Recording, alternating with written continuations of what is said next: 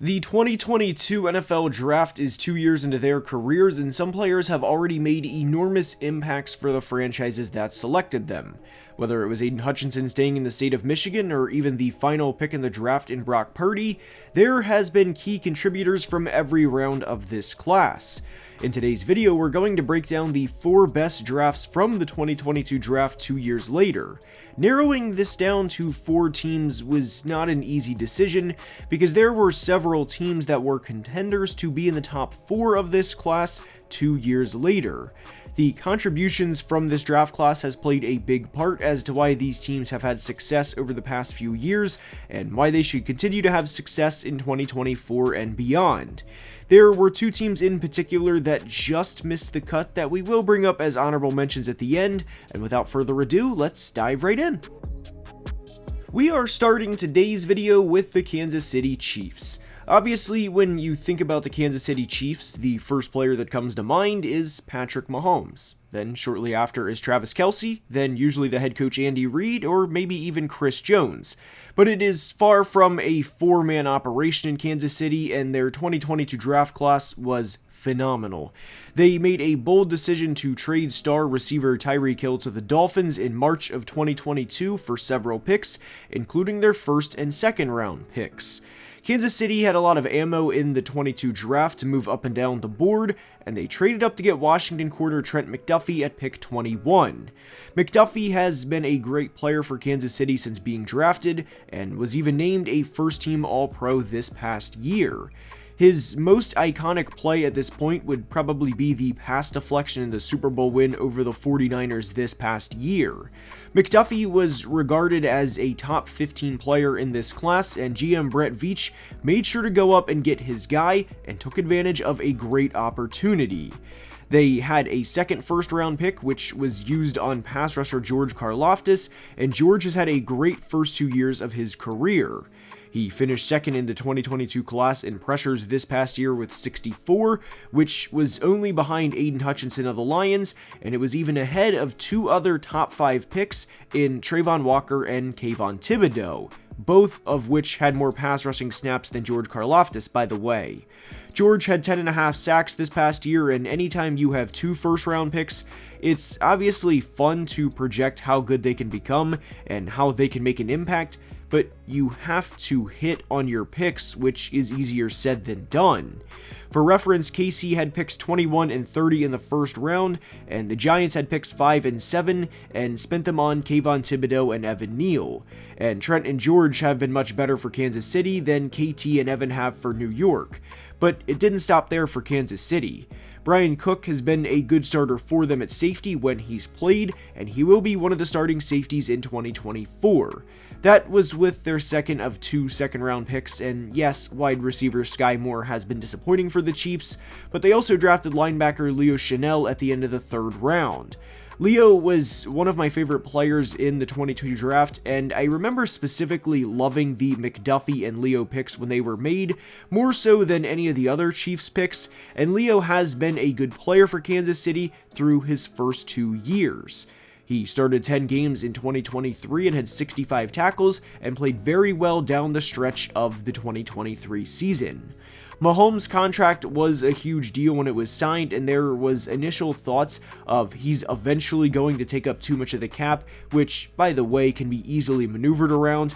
But even if it couldn't, the Chiefs drafted 4 defensive starters in one draft in the first 3 rounds. Oh, and they also drafted running back Isaiah Pacheco in the 7th round, and in 2 years, Pacheco has over 1,700 yards rushing, along with 12 rushing touchdowns. The Chiefs are a dynasty for a reason, and their success has not happened by accident. And for reference, 2 starters in one draft is usually considered pretty good, but 5 in the middle of a Super Bowl window is downright insane, and it wouldn't surprise me at all if the Chiefs three-peated, due in large part to the contributions from their 2022 draft class. Next up is the Seattle Seahawks, who acquired the number 9 overall pick and several other picks from the Denver Broncos in exchange for former quarterback Russell Wilson. Seattle was in a bit of a tricky situation themselves because they sent 2 first-round picks to the Jets for safety Jamal Adams, and when that trade didn't work out like they planned, they were in a weird situation due in some part to Russ. Do they try and start all over, or try and continue to hammer the same nail without ever making any real progress? Well, they traded Russ for 2 firsts and 2 seconds, and the first selection from this trade was offensive tackle Charles Cross. Charles had his ups and downs throughout the first 2 years of his career, and at times, he looks like a tackle who will eventually be signed to a long-term deal, and a guy who can be the starter for Seattle for years to come. He has his low moments, don't get me wrong, but I do think for a tackle that's shown these flashes at 22 and 23, and even improving for that matter from year 1 to year 2, well, I think he will be at minimum a solid starting tackle for several years. Their second pick was pass rusher Boye Mafe, who really took a step in 2023, as he was on his way to a 58 pressure, 9 sack season. Mafe also had 16 quarterback hits and an impressive 6 pass deflections, and for as good as the Seahawks 2022 draft class looked during their rookie year, led primarily by Kenneth Walker and Riq Woolen, Mafe wasn't discussed a lot because he didn't play that much, and when he played during his rookie year, he wasn't great. But as we've brought up countless times over the years, sometimes pass rushing takes a year or 2, or even 3 in some players' cases, to really get going and to learn how to win in the trenches. I would be pretty surprised if Mafe stays healthy in 2024 and doesn't have the first double-digit sack season in his career. But the Seahawks had back-to-back picks in the second round, and they used their second-round pick on Michigan State running back Kenneth Walker.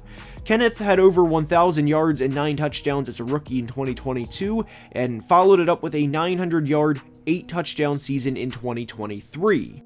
I was a little disappointed with Kenneth in year 2, but I do think he will bounce back in 2024 and that the sky is the limit from there.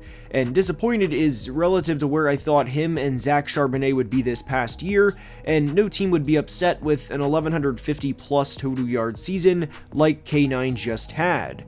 Their third-round pick was tackle Abraham Lucas, who had a good rookie year, but unfortunately missed a lot of time during his second season due to a knee injury, and there is some concern of whether or not he can be the guy long-term. We, of course, wish Abraham the best, but even if he is unable to get back to the level of play he had during his rookie year, Seattle drafted corner Riq Woolen in the 5th round, who has been nothing short of spectacular in his first 2 years. Seahawks fans know this best, of course, but because he didn't have the 6 interception second season like he did during his rookie year, people assume he fell off or wasn't as good, and in theory you would be correct on the stat sheet, but Riq had a really good second season, all things considered. The Seahawks walked away with 4 starters from this class, with 2 on each side of the ball, and if Abraham Lucas can make a full return, then it will be a 5-starter class for the Seahawks, and for any team, that is a very good draft class. Now, from Seattle to New York, we go to discuss the New York Jets.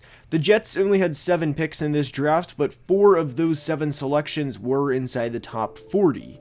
Despite having 3 picks past pick 100, all 7 of their draft picks have played at least 20 games for the franchise in the 2 years since they've been drafted, which is nothing short of impressive.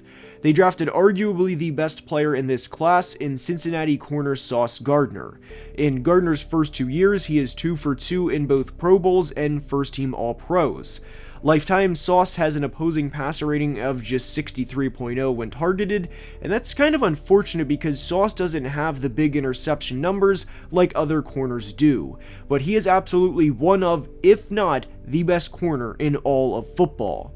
But the Jets draft didn't stop with Sauce Gardner. They had another top 10 pick, which was used on Ohio State wide receiver Garrett Wilson, and all Garrett's done in his first 2 years is start his career off with back-to-back 1,000-yard seasons. He had over 1,100 yards in 2022, which was good enough to win the Offensive Rookie of the Year award, and of course the Jets had the Offensive and Defensive Rookie of the Year award winners with Garrett Wilson and Sauce Gardner. Now, what I think is particularly impressive about Garrett Wilson's career so far is he has done this with abysmal quarterback play. Whether it was Zach Wilson, Mike White, Chris Streveler, you name it, it's been poor quarterback play for Garrett Wilson. Now, if Aaron Rodgers can stay healthy for 17 games this year, and Garrett Wilson plays all 17 games, I would be pretty surprised if he doesn't have 13 or 1,400 yards this year, and what would ultimately set him up with a third straight 1,000-yard year. Again, this is with what has been awful quarterback play through the first 2 years. It's a big deal anytime you have the offensive and defensive rookie of the year award winners on your team. And the Jets had a third first-round pick, which was spent on pass rusher Jermaine Johnson. Jermaine had a breakout year in 2023 as he had over 50 pressures, had over 50 tackles, had 16 quarterback hits, and even had 7.5 sacks. All of this was good enough to earn Jermaine his first Pro Bowl, and 3 first-round picks, and hitting on 3 first-round picks is obviously a big deal in any draft class. But wait, there's more. They also selected running back Breece Hall at the start of the second round, and unfortunately Breece finished 6 yards shy of his first 1,000-yard season in 2023, but this is not something you hear often. If the Jets stay healthy, their offense is going to be incredibly fun to watch in 2024. And when you come out of a draft with an all-pro corner, a receiver that absolutely has Pro Bowl potential in Garrett Wilson, a pass rusher that's already a Pro Bowler, and a running back that can be the focal point of your offense for at least the next 2 or 3 years, that is by every definition an A++ draft. And it was a phenomenal job by Joe Douglas and the rest of the New York Jets scouting department.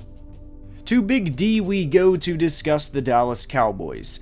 Now, based on this draft class and with how much success they've had from the 2022 draft, 2024 is their year. And jokes aside, their 2022 class started with offensive lineman Tyler Smith. Tyler played most of his rookie year at left tackle before moving inside to guard during his second season, and with the Cowboys selecting offensive tackle Tyler Guyton in the first round of the 2024 draft, it is safe to say Smith will stay inside at guard for the future, and for good reason. In his first season at left guard, he made the Pro Bowl and was a second-team All-Pro. There's always a crowd that questions a guard in the first round due to positional value, but 2 of the previous 4 selections were corner Kaiir Elam to the Bills, who at times has been a healthy scratch, and Kenny Pickett to the Steelers, who is no longer on the team. Dallas also drafted a player who broke out in 2023, and that's tight end, or should I say, Pro Bowl tight end, Jake Ferguson. Jake had just 19 receptions for 174 yards in his rookie year back in 2022, but exploded in 2023 as he would go on to have a 71-catch, 761-yard season at just 24 years old. Those 761 yards were good enough to finish 8th in the NFL amongst tight ends last year. There are some concerns about Dallas' second receiver entering 2024, but a lot of Cowboys fans feel comfortable enough having Ferguson get the target share a second receiver normally would. He had 96 targets in 2023, and with how productive he was, I would only expect that number to go up as Dak Prescott enters the final year of his deal. 2 Pro Bowlers on offense is pretty good for any draft, let alone for guys that are younger than 25, but they actually drafted a 3rd Pro Bowler from this class in the 5th round in corner DaRon Bland. DaRon had a good rookie year, as he had 5 interceptions and even had 8 starts, and any team would take that from a first-round corner, let alone a 5th-round rookie. DaRon flashed in his rookie year, but little did we know, it was only a tease of what was to happen during his second season. In 2023, DaRon had 9 interceptions, including 5 pick sixes, and he even had more defensive touchdowns than guys like Jalen Waddle, Terry McLaurin, and Dallas Goedert had receiving touchdowns. While Damone Clark isn't as known as the other 3 players, he was another 5th-round pick for Dallas in 2022, and he started all 17 games last year and even had over 100 tackles. Dallas already has 3 Pro Bowlers from this class and has a 4th player who is a starter for them in Clark. And drafting 3 Pro Bowlers and 4 starters overall, no matter how you slice it, is one hell of a draft class.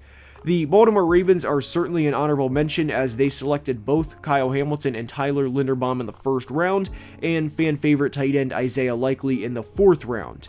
And technically, yes, punter Jordan Stout too.